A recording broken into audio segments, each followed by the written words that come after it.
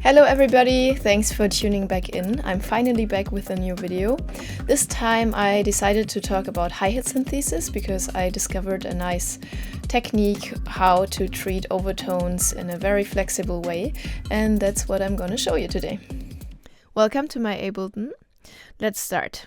First, we need a drum rack.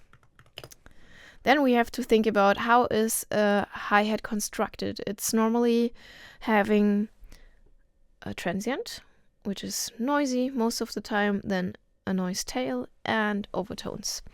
What I normally do is that I split this in 4 operator units. I'm going to show you how. First one is an operator which is responsible for the transient. I'm going to add a clip so that we can listen back to what we do here. I'm going to shorten the envelope, select the noise, remove the filter so that the signal is not low passed, and then we can already listen to what we have. So this is the transient, very basic. We're gonna make it more complex later. Second, this is the noise tail. Let's remove the filter again, select white noise, add a MIDI node for this as well, and now we can already check the envelope, make the tag longer and make it more quiet, something like this. Alright, so this is the transient and the noise tail together. The noise tail normally doesn't need all of the frequency it has, so let's remove the lower part of the frequencies. And then let's add another operator, and this one is responsible for the FM overtones. I'm gonna name it like this. And here we are already fine with the algorithm like it is right here. When all oscillators are stacked onto each other, I will remove the filter again and turn on all the oscillators. It's gonna sound wild, prepare for it, and I'm gonna tune them very crazy and make it more quiet, and also add, of course, a MIDI node for this one. Alright, so let's hear this on solo. It's gonna sound wild as promised. Alright, so first, what I want to achieve here is to have a lower metallic sound. And I'm going to try it until it sounds metallic. Let's see how fast. Okay, first, we have this.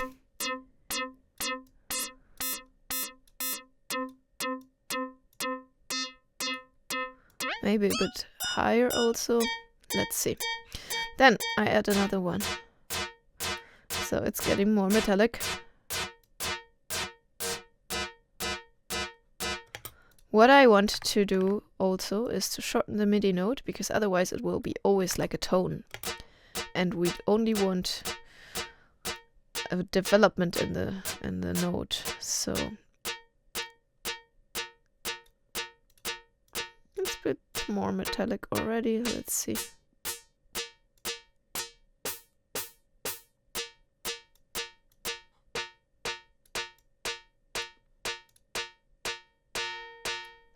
I will turn the time down a bit. And I'm gonna transpose it. And I'm gonna add an EQ, because sometimes the overtones are just going crazy, and then it's better to control them with an EQ.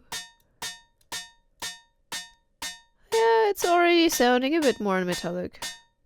Alright, good for now. We're gonna come back later. So let's add another operator, and this time this one is meant for the higher overtones, which are also still kind of harmonic. That's why I'm selecting the additive synthesis here. That's this algorithm. I'm gonna name it like this. And then also remove the filter, of course, to be clean in the process. I turn on all oscillators and I transpose it, turn the chorus up here, because it should be for the very high overtones. It should be like a finger tipping a glass or something.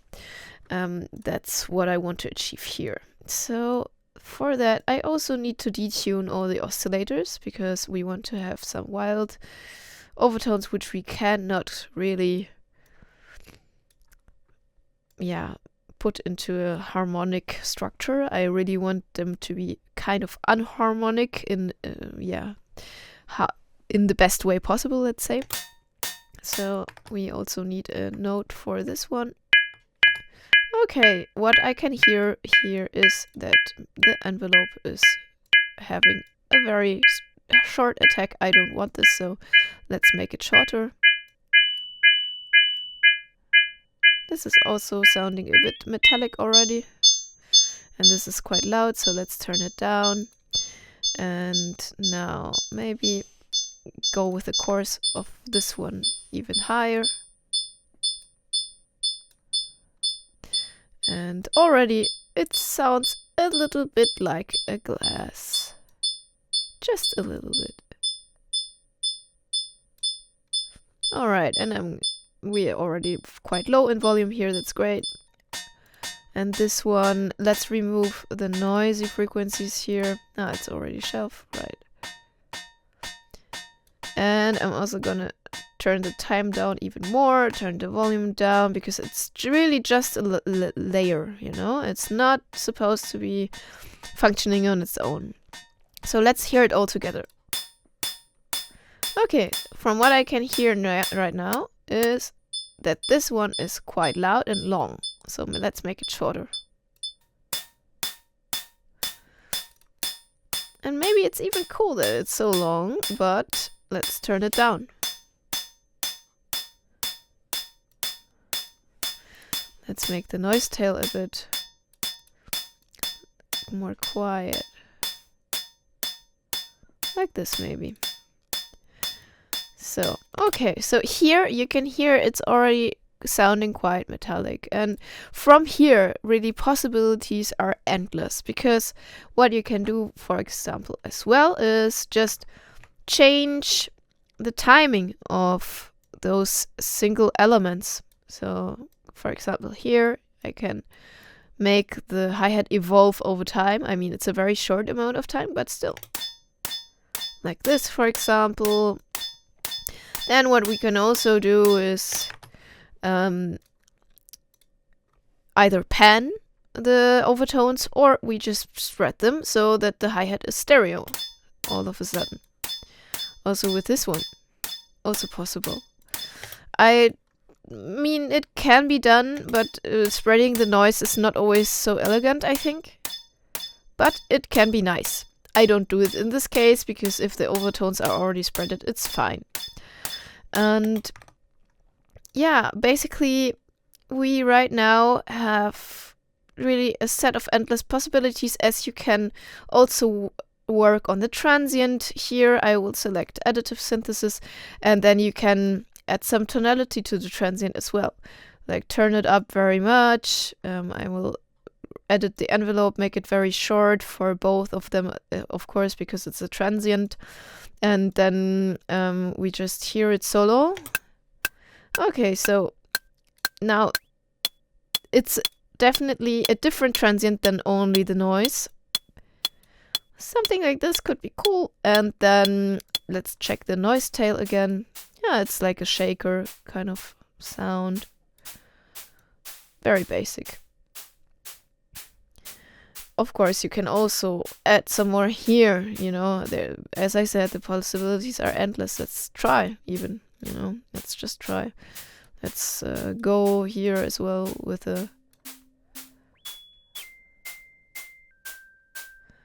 this one, maybe.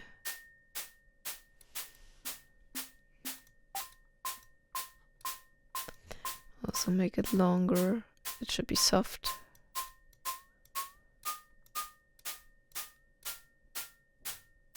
Something like this, just a fine nuance.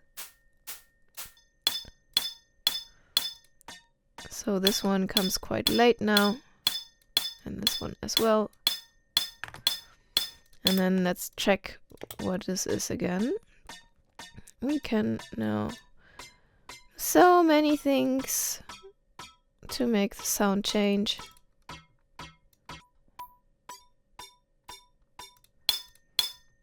See, like, you can just do so many different phases for one hi-hat. It's crazy. You can also modulate it during the track. And yeah, so I think one thing I definitely need to mention is that the parameters which are the most important, at least for me in this process, is definitely everything which is on the left of the envelope window, like the coarse, fine, level. Then here, time plays a big role, because with time you either make the sound very long or you make it very short, and with that you can already control the overall sound very much, because when I change this, for example, let's make it as an example.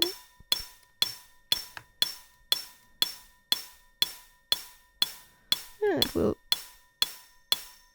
see how much it changes already just because of time.